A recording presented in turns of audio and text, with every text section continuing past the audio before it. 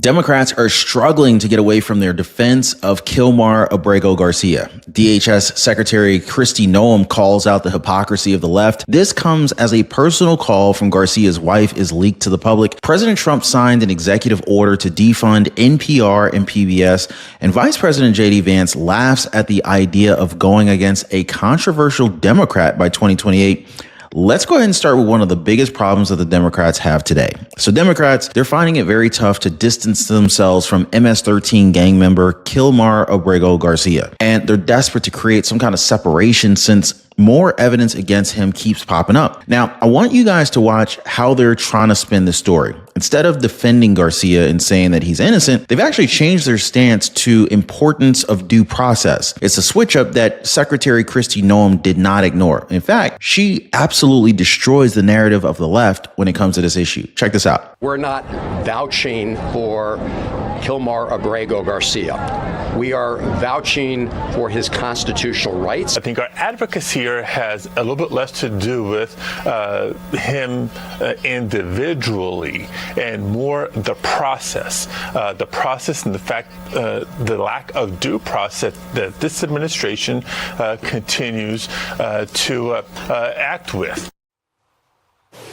So let's bring in Homeland Security Secretary Kristi Noem. Madam Secretary, so great to see you. Thank you for joining us. Hi, Charlie. It's really kind of amazing when you step back and you look at, there was a time when this was like an actual controversial issue. I think it's now turned into like an 80-20 issue. But the idea that Democrats are now going out of their way to die on a hill defending a guy like this Garcia character, it's kind of mind-blowing.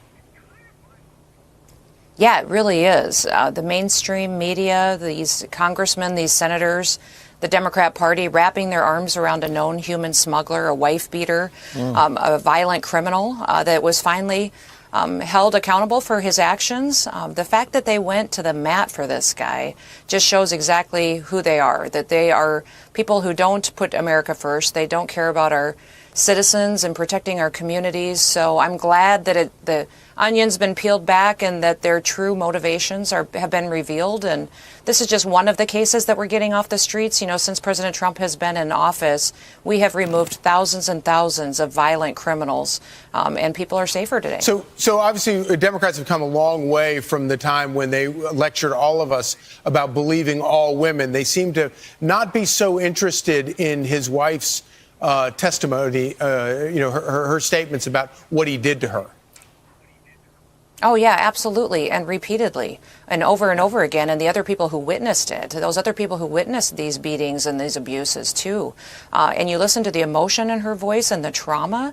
And then they backed up this guy and they fought for him. And they flew to El Salvador to stand with him and say, this is the kind of guy I want to be friends with and advocate for and throw our federal laws and throw the United States of America under the bus for. Now, I have the audio that they're talking about here. And I do have to warn you guys that it might trigger some of you. This adds to the reasons as to why Democrats are anxious about this huge miscalculation on their end, because they're now fighting for a man who doesn't even deserve to be helped, especially when you hear his wife saying this stuff. USA Today posted audio today of Jennifer, Kilmar Abrego Garcia's wife, pleading with a judge to get a temporary protective order against him. This was back in August of 2020. Jennifer continues to fight today for Abrego Garcia's return, showing up to court hearings and speaking on Capitol Hill. She says she wants his safe return for their family, including a 5-year-old son they shared together.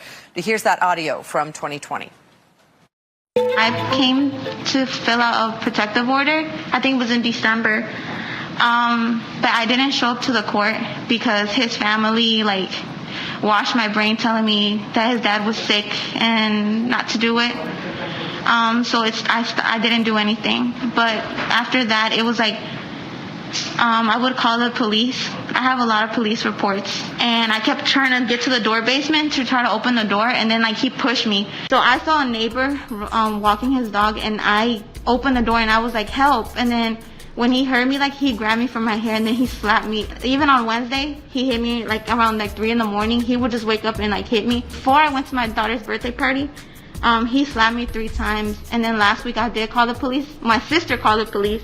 because he hit me in front of my sister. In response to the leaked audio, Jennifer issued a statement saying, after the trauma of his time in ICE detention and the struggles we faced during the pandemic, I sought a temporary protective order, but through counseling and faith, Kilmar and I healed, reunited as a stronger couple, and now our family needs him home. Of course, these allegations of abuse are deeply disturbing. They can be harrowing for a family who is experiencing them. They are not part of the legal issue at hand right now, which is the accusation that the government deported Kilmar Abrego Garcia without due process when they deported him to El Salvador, and that the Supreme Court has affirmed a Maryland judge's order that the government facilitate his release from custody in El Salvador. Urgent warning, guys. The job market is collapsing. The economy is shrinking fast. Layoffs are skyrocketing. The Trump tariffs are already shaking industries. The media won't tell you this, but most high-paying jobs, they're disappearing. And the ones that do remain, they're soon going to be out of reach. But here's the good news, guys. I've put together a list of 30-plus jobs that pay around $100,000 per year without a degree. These are recession-proof jobs, and some are even set to explode in demand thanks to this economic shakeup. No college degree required, no student debt, just real jobs that pay. But I promise, guys, this list is not going to be available forever. So get it right now. Get it before these jobs are flooded by the competition.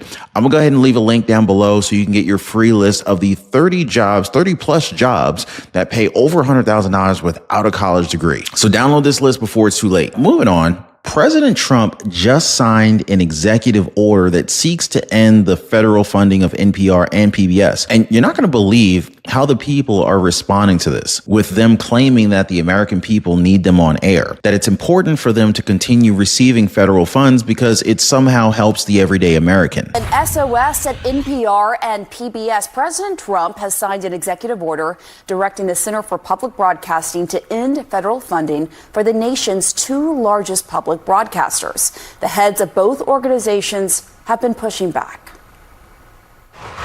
This is probably the most difficult and serious threat in the time that I've been in public broadcasting, this idea that funds that had already been put aside for public broadcasting would be taken away. 20% of Americans live in an area without any other local news coverage other than their local public radio station.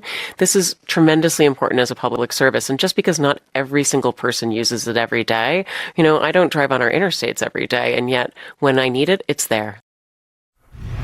All right, let's go to CNN's Hadass Gold in New York. Where do things stand this morning, Hadass? Well, this was expected. This has been expected to come for a long time, but there is a lot of concern and a lot of questions and statements about, is this even lawful? This executive order came out late at night, and President Trump wants to claw back already congressionally allocated funding, and he's accusing these outlets of producing biased radical coverage. He called it left-wing propaganda. And I should note, this sort of desire to claw back this funding is not new. If you remember, Mitt Romney in the 2012 election had this whole thing against PBS and Big Bird.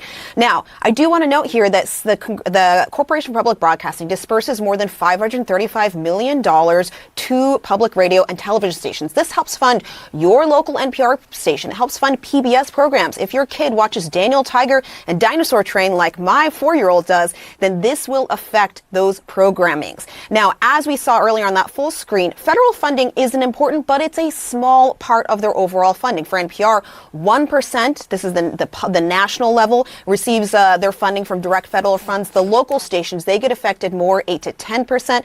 PBS gets 15% from direct federal funds. Now, we are hearing some pretty strong statements from these organizations that were directly affected. The Corporation for Public Broadcasting putting out a statement saying CPB is not a federal executive agency subject to the president's authority. They also note that Congress directly authorized, when they passed the law establishing it in the 1960s, funded CPB to be a private, nonprofit corporation wholly independent of the federal government.